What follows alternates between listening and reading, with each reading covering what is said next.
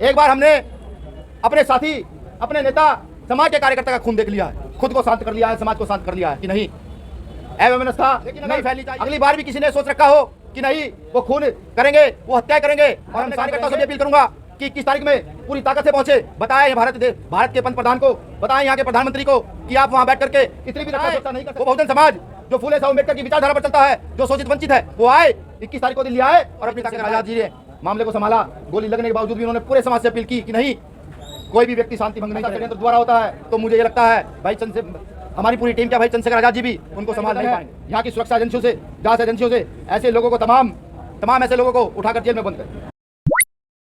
आज की press conference किस लिए रखी गई है, वो हमारे साथी दिल्ली प्रदेश संयोजक भाई हिमांशु जी ने बताया है कि 28 तारीख को Bhim army chief Azad Samaj party के राष्ट्रीय अध्यक्ष पर हमला हुआ था। कुछ कार सवारों ने उनकी जान लेने की नियत से सहारनपुर के देवबंद कस्बे में गोलियां चलाई। 1 जुलाई को पुलिस ने मुस्तैदी दिखाते हुए 4 अपराधियों को गिरफ्तार किया, जिसमें से 3 अपराधी वहीं देवबंद के पास एक गांव पड़ता है रणखंडी भायला, वहाँ के हैं। बाकी 1 अपराधी हरियाणा का है। आज की प्रेस कॉन्फ्रेंस विशेषकर इसलिए बुलाई गई है कि पुलिस के जो बयान है, पुलिस ने जो जांच पड़ताल की, उस पर एक सवालिया निशान है। पुलिस पूछताछ में बताती है कि उन्होंने टोल पर चंद्रशेखर भाई का काफिला खड़े हुए देखा और वहाँ पूछा कि कौन आ रहा है। वहाँ कार्यकर्ताओं ने जैसे बताया कि चंद्रशेखर आ रहे हैं, तो उन्होंने फौरन ही चंद्रशेखर की हत्या का प्लान बना लिया। ये मुझे ऐसे लगता है जैसे कोई फिल्मी स्टोरी चल रही हो कि अपराधी आता है और एकदम से हत्या का प्लान बना लेता है। पुलिस में जांच ने बताया, पुलिस ने उनसे पूछा कि आपने उनकी हत्या का प्रयास क्यों किया। अपराधियों का कहना है कि हम चंद्रशेखर आजाद के बयानों से नाखुश थे, भीम आर्मी चीफ के बयानों से नाखुश थे। भारत में लोकतंत्र है, अगर कोई किसी बात से नाखुश होता है तो उसके लिए आईपीसी है, कॉन्स्टिट्यूशन है, थाने कोर्ट कचहरियों में रिपोर्टें दर्ज की जाती हैं। लेकिन उन्होंने किसी प्रकार की कोई भी रिपोर्ट दर्ज नहीं की। पुलिस का खुद कहना है कि उनके पुराने आपराधिक रिकॉर्ड हैं। उन्होंने पहले भी एक जेलर पर गोली चलाई है, कई लाख की लूट में उनका नाम आया है। लेकिन पुलिस उनकी मनगढ़ंत कहानियों की जांच पर यकीन करके प्रेस कॉन्फ्रेंस के माध्यम से वहाँ के मौजूदा डीआईजी इस बात को कहते हैं। इससे सीधा ये प्रतीत होता है कि कहीं ना कहीं राजनीतिक संरक्षण में उन अपराधियों ने यह घटना करने का कृत्य किया। कहीं ना कहीं पुलिस प्रशासन पर भी दबाव है, प्रशासन जांच को सही तरीके से नहीं कर रही है। पुलिस का कहना है कि उन्हें पूछताछ में पता लगा कि 3 राउंड फायर हुए हैं, लेकिन वहाँ पर मौजूदा जो लोग थे 4 राउंड गाड़ी पर फायर हुए हैं, 2 राउंड उन्होंने हवाई फायर किए हैं। ये मैं किस लिए कह रहा हूँ कि जब उनकी गाड़ी फोरेंसिक जांच के लिए गई तो उस फोरेंसिक जांच से गाड़ी वापस आने के बाद हमने जब गाड़ी का मुआयना किया तो एक गोली जो ड्राइवर के सिर के ऊपर छत पर लगी हुई थी, फोरेंसिक टीम उस गोली लगी गोली को नहीं ढूंढ पाई। हमने जाकर एसएसपी महोदय को दिखाया, देखिए एक गोली का निशान ये भी है। इसका सीधा मतलब है कि प्रशासन धाराएं हल्की करके अपराधियों को बचाना चाहता है।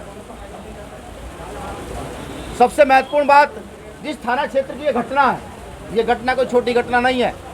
भाई चंद्रशेखर आजाद वही चंद्रशेखर आजाद है जिनका भारत में अकेले भारतीय का नाम टाइम मैगजीन्स में आता है, जो भारत में हर शोषित वंचित के साथ खड़े होते हैं।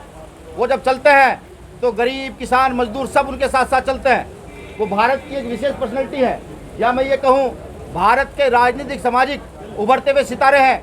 ऐसे व्यक्ति पर हमला करना भारत के करोड़ों लोगों की भावनाओं को आहत करना है। अभी तक उस थाने के थाना इंचार्ज, जो वहाँ के मौजूदा थाना इंचार्ज है, ना तो उनको लाइन हाजिर किया गया, न ही उस थाने से बदला गया। किस लिए कि वो जो अपराधी हैं वो भी एक जाति के हैं, थाना अध्यक्ष वो भी एक जाति के हैं, और देश के मुख्यमंत्री भी एक ही जाति के हैं। घटना के बाद कुछ फोटो सामने आए, जिस फोटो में देखा जा रहा है कि सहारनपुर में सरसावा एक कस्बा पड़ता है, उसके पास एक गांव है रायपुर। उस गांव में वो चारों लोग रुके, उनके साथ और भी साथी थे, लेकिन पुलिस ने अभी तक कोई आगे की जांच नहीं की, सिर्फ 4 लोगों की मनगढ़ंत कहानी को सच मान लिया। पुलिस ने कहा कि उन पर 315 के कट्टे से फायर हुआ है। मैं ये भी पुलिस से पूछना चाहता हूँ कि वो 315 का कट्टा क्या पुलिस ने अपने मन से कर दिया, या उसकी कोई ब्लास्टिंग रिपोर्ट आई है, या फिर प्रशासन जो है अपने कार्य को छोड़ करके वहाँ के रसूखदारों की चाटुकारिता गुलामी करने के लिए तैयार है।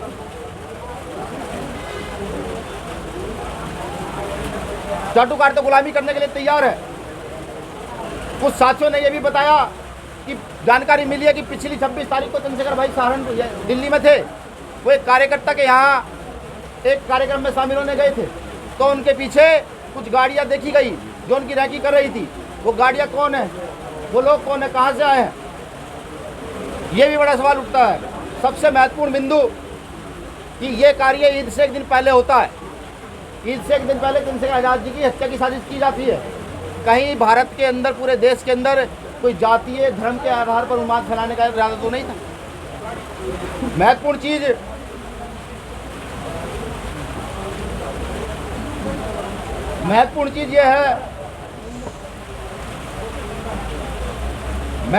ये है कि आप सभी जानते हैं कि चंद्रशेखर भाई के को लोग कितना प्रेम करते हैं, कितना उनके साथ रहते हैं। ये तो करोड़ों माता बहनों का आशीर्वाद है, आप सबका स्नेह है कि वो वहाँ से जीवित बच गए।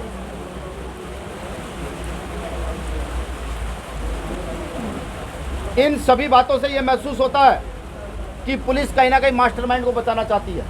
ये तो तय है कि ईद से एक दिन पहले से दंगा होता है, और ठीक ये दंगा कांवड़ यात्रा शुरू होने से पहले होता है।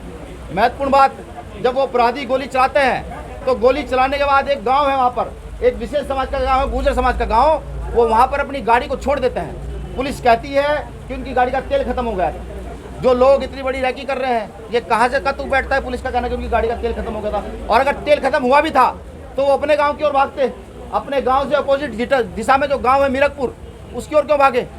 इसका साफ साफ इशारा ये है कि कहीं ना कहीं उत्तर प्रदेश के अंदर एक बड़े दंगे की साजिश रची जा रही थी कि चंद्रशेखर आज़ाद को कुछ हो जाए और एक विशेष समुदाय को टारगेट करके दंगा भड़काया जा सके। लेकिन ये तो समय सही है कि ऐसा कुछ नहीं हो पाया। इससे पहले भी चंद्रशेखर आज़ाद जी पर हमला हुआ है, गौर फरमाइएगा। इससे पहले मुजफ्फरनगर में एक बार हमला हुआ, एक बार बुलंदशहर में जो उपचुनाव था उसमें हमला हुआ है। दोनों बार वहाँ के मौजूदा प्रशासन से पत्र के माध्यम से, माननीय मुख्यमंत्री महोदय से पत्र के माध्यम से सुरक्षा की मांग की गई। हमारी टीम लगातार एसएसपी महोदय से मिलती रही, डीएम महोदय से मिलती रही कि चंद्रशेखर आज़ाद जी की हत्या की साजिश रची जा रही है, आप जो है इनको सुरक्षा देने का काम करें। लेकिन उत्तर प्रदेश का शासन ना जाने क्यों इतना मौन है, जो अपने आप में दम भरता है कि उत्तर प्रदेश भयमुक्त प्रदेश है। मुझे ये लगता है कि माननीय मुख्यमंत्री योगी आदित्यनाथ जी इस चीज़ का इंतजार कर रहे थे कि कब इस व्यक्ति की हत्या हो और मैं संज्ञान लूँ। ऐसा ही मुझे प्रतीत होता है। अगर वो संज्ञान लेते, प्रशासन संज्ञान लेता, तो चंद्रशेखर आज़ाद जी को सुरक्षा मिल गई होती और अब तक इतनी बड़ी जो चूक हुई है ये ना हुई होती। इसमें विशेष जो हम चाहते हैं, क्योंकि पुलिस की इतनी गलतियां हैं, जब हम पुलिस को सुनते हैं, डीआईजी महोदय को सुनते हैं, चाहे वो राउंड लेकर गोली के 3 गोली बता रहे हैं, चाहे वो आधी बातों को छिपा रहे हैं, अब तक पुलिस ये नहीं जानकारी कर पाई कि अपराधी हत्या करने के बाद अंबाला कैसे पहुंचे। क्योंकि पुलिस ने बताया है कि अपराधी अंबाला पहुंचे हैं, अंबाला से उनकी गिरफ्तारी हुई है। वो अंबाला किस साधन से पहुंचे, पैदल तो नहीं पहुंच सकते। किसने उनको संरक्षण दिया, कौन उनको वहां से, जहां उनकी गाड़ी बंद पड़ गई थी या छोड़ दी थी, जो भी कुछ था, वहां से उनको कौन लेकर के गया, कोई ना कोई तो लेकर के गया होगा। लेकिन पुलिस ने जो शातिर अपराधी हैं उनकी मनगढ़ंत कहानियों को हकीकत मानते हुए सिर्फ बैठ करके मीडिया में उनके द्वारा बताई गई कहानी को बता दिया। सीधा सीधा महसूस होता है कि राजनीतिक प्रेशर में वहाँ प्रशासन है और वो अपराधियों को नहीं खोलना चाहता कि पीछे मास्टरमाइंड कौन है। ये तो तय है कि मास्टरमाइंड या तो कोई राजनीतिक व्यक्ति है या कोई सफेद पोश है, जिसको चंद्रशेखर आज़ाद भाई से बड़ा खतरा है, भीम आर्मी आज़ाद समाज पार्टी के लोगों से बड़ा खतरा है। मैं ये भी कहता हूँ कि यार भाई चंद्रशेखर आज़ाद जी पर हमला हुआ है, आगे आने वाले समय में हमारी जो राष्ट्रीय कमेटी है उस पर भी ये हमले हो सकते हैं। हम इन सभी चीजों को देखते हुए सबसे पहले तो आपके माध्यम से भारत सरकार से भाई चंद्रशेखर आजाद जी के लिए सीबीआई जांच की मांग करते हैं। हमें ये पता लग सके कि इसमें कौन है, और अगर हमें न्याय नहीं मिलता तो ये तय हो जाता है कि यहाँ की प्रदेश के मुखिया से लेकर के नीचे तक सभी लोग चंद्रशेखर आजाद जी की हत्या में शामिल हैं। आरोपियों का नार्को टेस्ट होना बहुत जरूरी है, सच्चाई का पता लगना जरूरी है। अगर ऐसे व्यक्ति की हत्या की साजिश रची जाती है और पुलिस लिपापोती करके छोड़ देती है, अनल गलत बयान देकर छोड़ देती है, तो ये सही नहीं है, इसको न्याय नहीं कहा जा सकता। तो हम अपराधियों के नार्को टेस्ट की भी मांग करते हैं, क्योंकि पुलिस उनसे कुछ भी बुलवाने में सफल नहीं रही। महत्वपूर्ण बात कि अब तक पुलिस ने 10 दिन हो चुके हैं, कोर्ट से उनकी कस्टडी नहीं मांगी है। इतनी बड़ी घटना के बाद पुलिस कस्टडी नहीं मांगती तो सीधा सीधा इशारा होता है कि पुलिस रिमांड नहीं मांगती, तो सीधा इशारा होता है कि कहीं ना कहीं सत्ता का संरक्षण उन अपराधियों के साथ है। हम चंद्रशेखर आजाद जी की सुरक्षा की मांग करते हैं कि यहाँ जब फिल्मी स्टारों को फ्री फंड सुरक्षा दी जा सकती है, यहाँ जब बाबाओं को सुरक्षा दी जा सकती है, तो यहाँ चंद्रशेखर आजाद को भी सुरक्षा दी जा सकती है। भारत के एक सच्चे सिपाही को, जो शोषित वंचित वर्ग के लिए हर समय खड़ा रहता है, जो हर बलात्कारी के खिलाफ, हर हत्या करने वाले के खिलाफ, हर गलत काम करने के वाले के खिलाफ खड़ा रहता है, और हर उसके खिलाफ खड़ा रहता है जो अपने आप को बाहुबली समझते हैं। तो हम उनकी सुरक्षा की मांग करते हैं। सबसे महत्वपूर्ण, सब लोग ध्यान दीजिएगा, 21 जुलाई 2023 को दिल्ली के जंतर मंतर पर इन सभी मांगों को लेकर के हमारा 1 दिवसीय धरना प्रदर्शन है। आपसे भी मैं निवेदन करूंगा, सब लोग वहां आए, आकर के सुने कि क्या क्या मामले, क्या क्या घटनाएं हो रही हैं, और यहाँ के माननीय मुख्यमंत्री जी मौन है। ये भी बड़े शर्म की बात है कि एक पार्टी के राष्ट्रीय अध्यक्ष पर हमला होता है और मौजूदा समय के मुख्यमंत्री उस पर किसी प्रकार का ट्वीट से लेकर कोई बयान नहीं देते हैं। ये ना तो मानवता के हित में है, ना ही ये भारतीय राजनीति के हित में है। मैं यहाँ माननीय मुख्यमंत्री जी के इस्तीफे की भी मांग करता हूँ कि वो जल्द से जल्द इस्तीफा दे। और आपके चैनल के माध्यम से एक बात और मैं बता दूँ, मेरा निवेदन है उन साथियों से जो लगातार सोशल मीडिया पर अनर्गल बयान लिख रहे हैं कि आप ऐसा ना करें, यहाँ लोकतंत्र है। अगर आपको किसी बात की परेशानी है तो आप जाएं, मुकदमा दर्ज कराएं, कोर्ट जाएं, कोर्ट न्याय करेगा, आप न्याय नहीं कर सकते। दूसरी बात कि एक बार हम खून देख चुके हैं, एक बार हमने अपने साथी, अपने नेता, समाज के कार्यकर्ता का खून देख लिया है, खुद को शांत कर लिया है, समाज को शांत कर लिया है कि नहीं, अव्यवस्था नहीं फैलनी चाहिए, हम लोकतंत्र के हिसाब से लड़ेंगे।